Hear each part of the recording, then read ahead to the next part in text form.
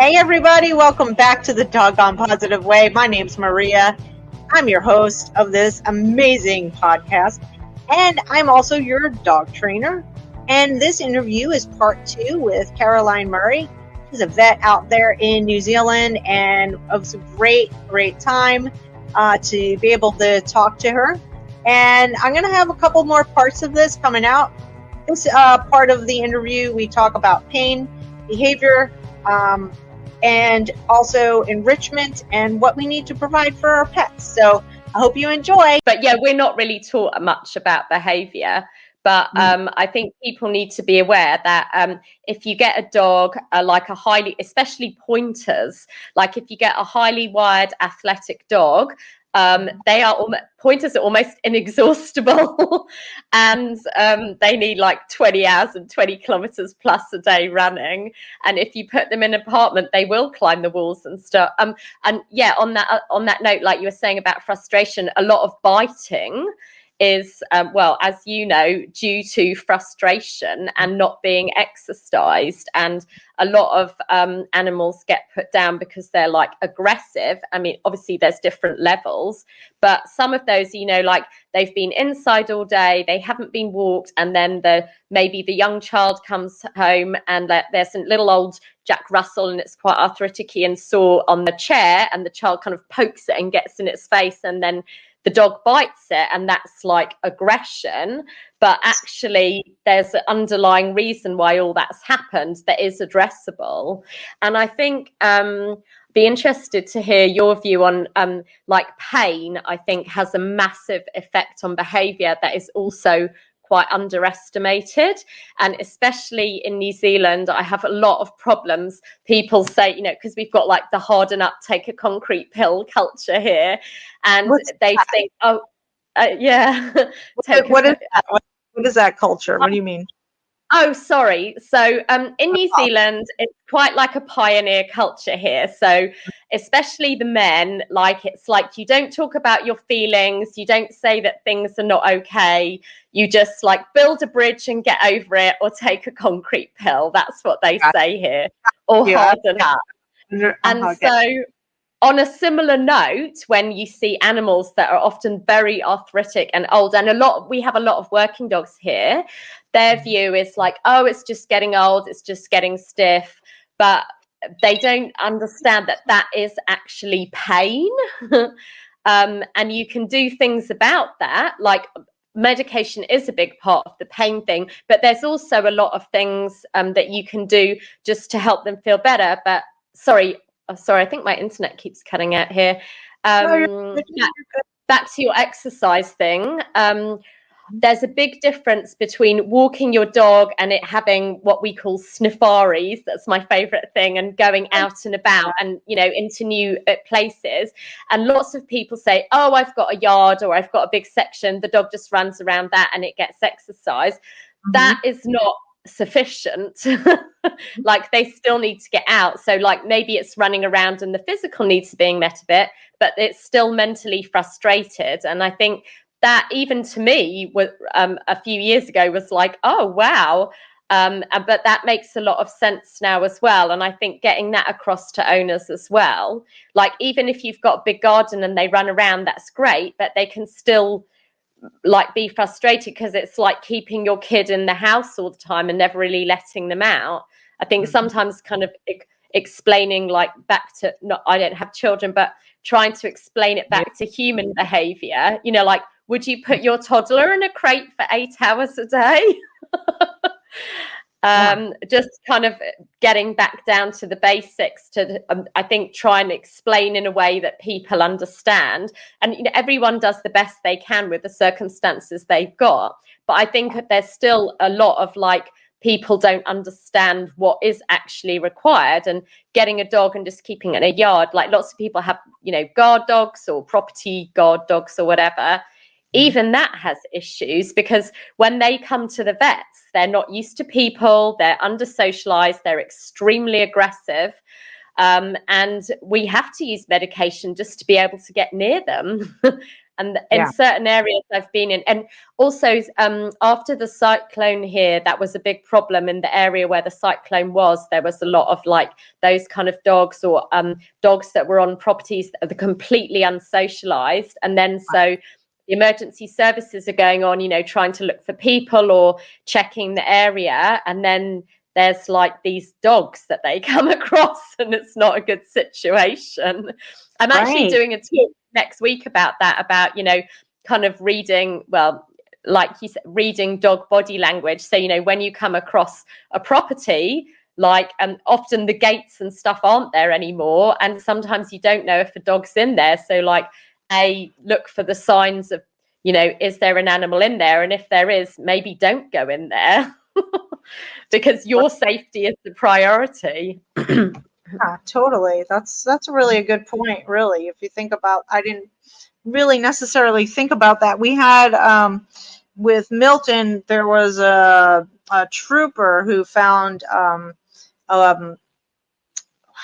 kind of a bulldog, not a bulldog.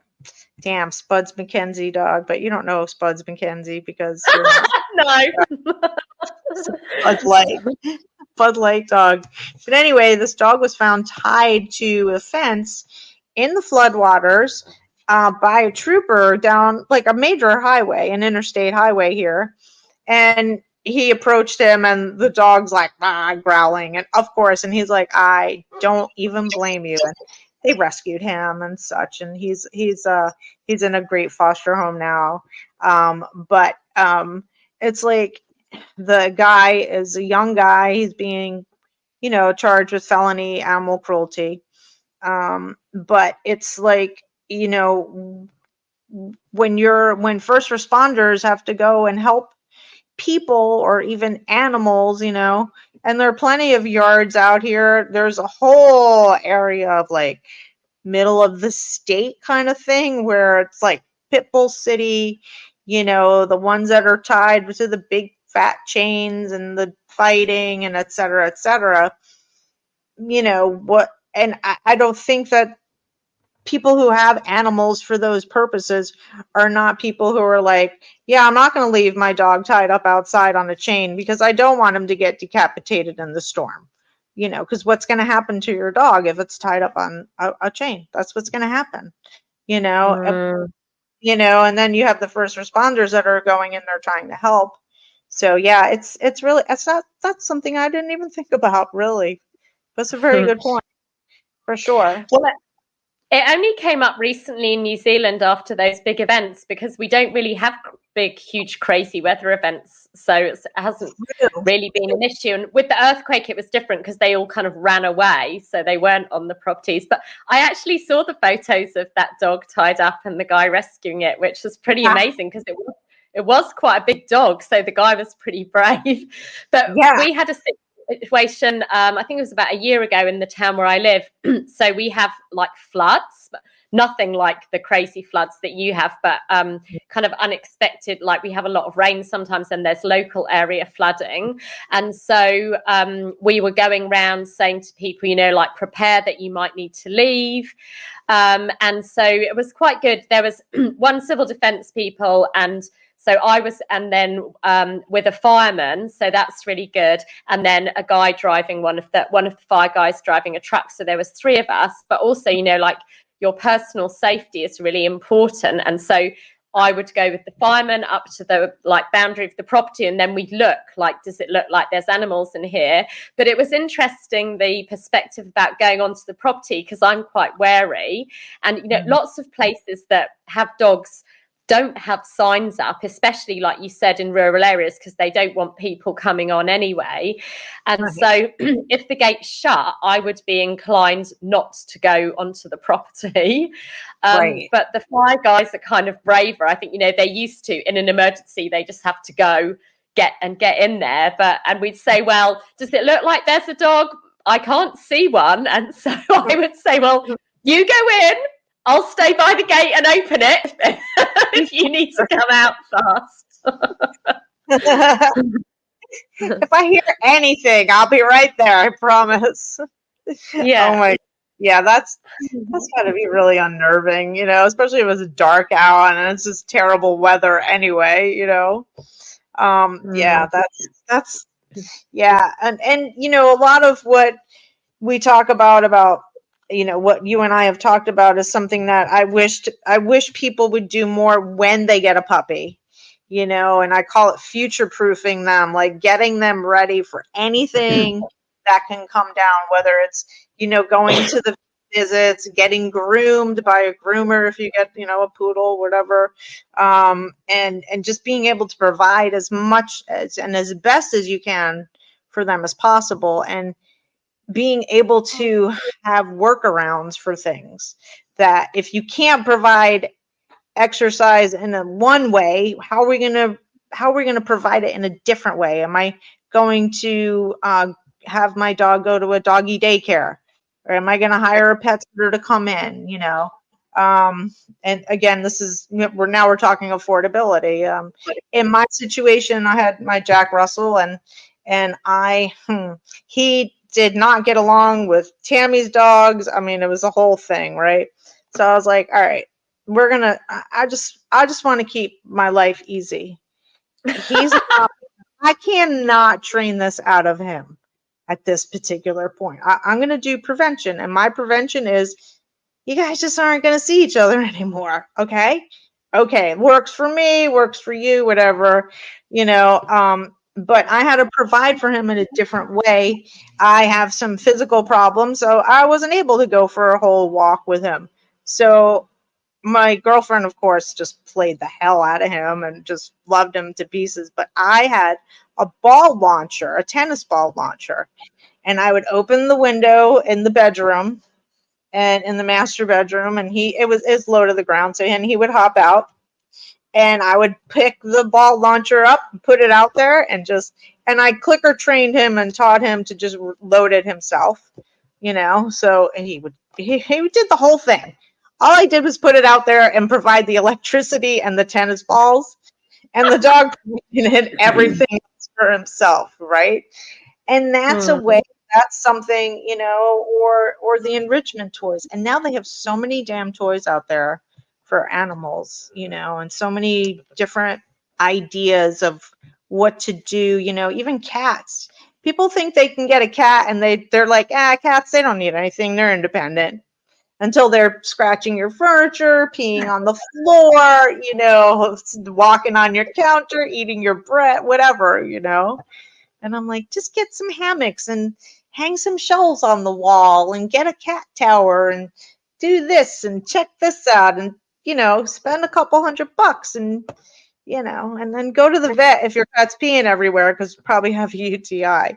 But, it's so, I feel like for me, especially when I was full-time training and had my shop and everything, it was so important for me to connect with vets, because it's like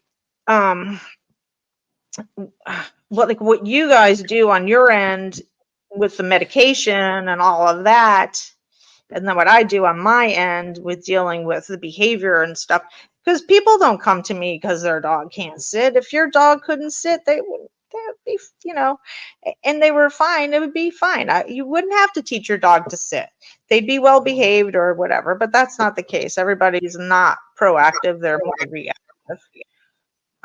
So we have to work with each other and have a good relationship, because we have the same being at our fingertips, the dog or the cat or whatever, and have to try and explain to the other human who's there, like, this is what you need to do. This is that medication. Okay, now let's do this over here. You're going to train and do X, Y, and Z. And can you buy a treadmill for your dog if you can't get out of your high-rise apartment building? Can you do something like that? Can you buy like 4 Kong toys? I think that's like a really brilliant point that you've made, Maria, the future-proofing thing. And definitely as vets, I found, like, in a very busy clinic, we don't have time to talk about that.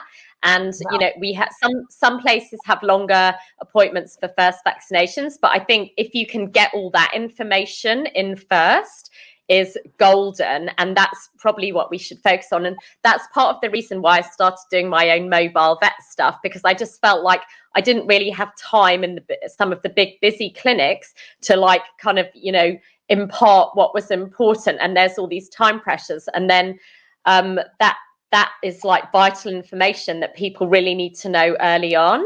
And I think connected to that, two other things. One is I think people underestimate the importance of, like you were saying, providing stuff, but also like human connection. So, you know, just to, again, like kind of transferring it to humans. So like I read this, I'm quite into neuroscience. I found it really fascinating for various reasons.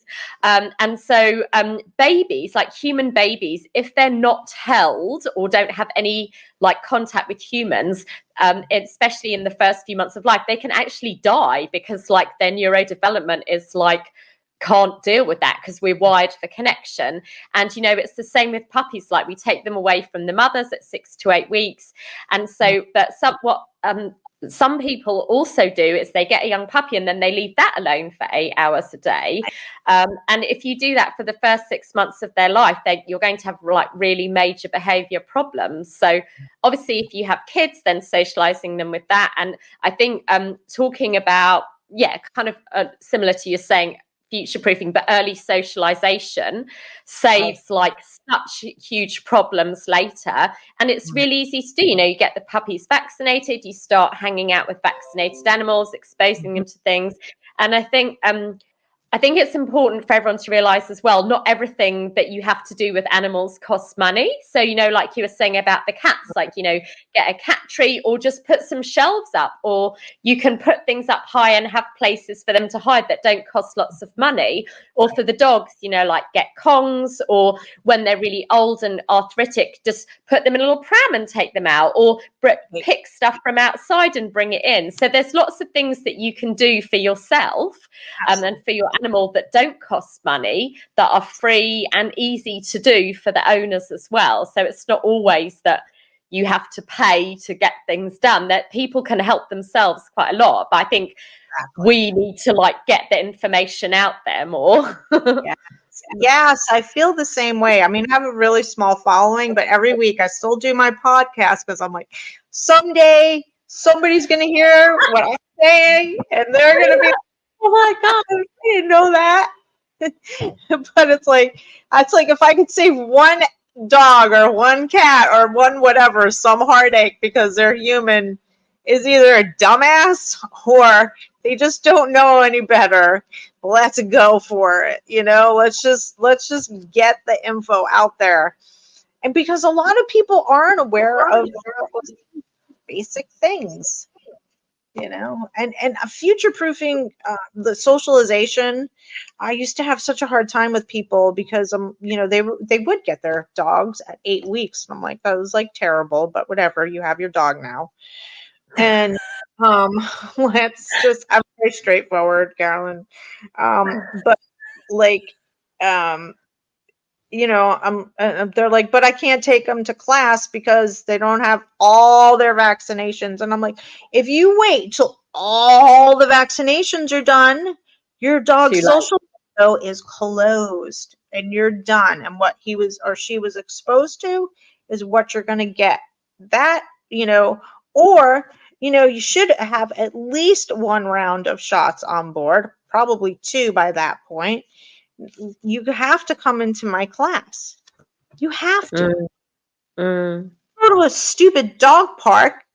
Come to training where everything is clean and bleached and everything, and it's okay. Chances of your dog winding up in a shelter later down the road and getting killed is way greater. You know, I don't know what if you have the overpopulation issues that we have here, but you know, it's bad. It's just bad. And these poor dogs and cats are just like stuck in these literal cages at that particular point. And, you know, it's just like, oh my God, it's so unnecessary. You know? So Sorry, just changing the subject a tiny bit. But regards to your training, I saw this golden video recently to show how valuable like your training can be, about a guy. I can't remember where it was. Somewhere where it was. He fell through the ice in a big river, but his dog was with him. He had a spaniel, and the emergency services came, and it was really difficult for them to get to him. But what they did was they gave the dog the rescue equipment, and they said, do you think the dog would like bring this stuff to you? And the dog, spaniels bring stuff to you. And so they gave the dog, they managed to get the dog to come to them. They gave it the equipment that the guy needed for them to pull him out. It ran to the guy, and then they pulled him out, and the dog saved his life. And that kind of, like training like that is, you never know when that's going to come in useful. I know, right? It's so true. And that could just be a simple playing a game with your dog of go give it to mom, or go bring this to, and back and forth and back and forth. And then you also have a recall in there. So your dog will come back and forth, it's, yeah, those simple little things that we teach our dogs, or that I teach, people to teach their dogs. Really, I love that. And you take the natural desire and the natural hardwiring of the animal. And for the dog, it's like a normal thing to do. It's nothing special. Yeah. I don't know why you're so excited. I mean, this is what I do. And we're like, oh, it's a miracle, But yeah, I mean, Troy here, Tammy adopted, or actually bought him well before we met. But she was that typical person, had a puppy, didn't crate train. When we first met and I first started staying over here, I was in some bathroom, and I'm looking at the molding, and the molding I could tell the age of Troy. By the damage.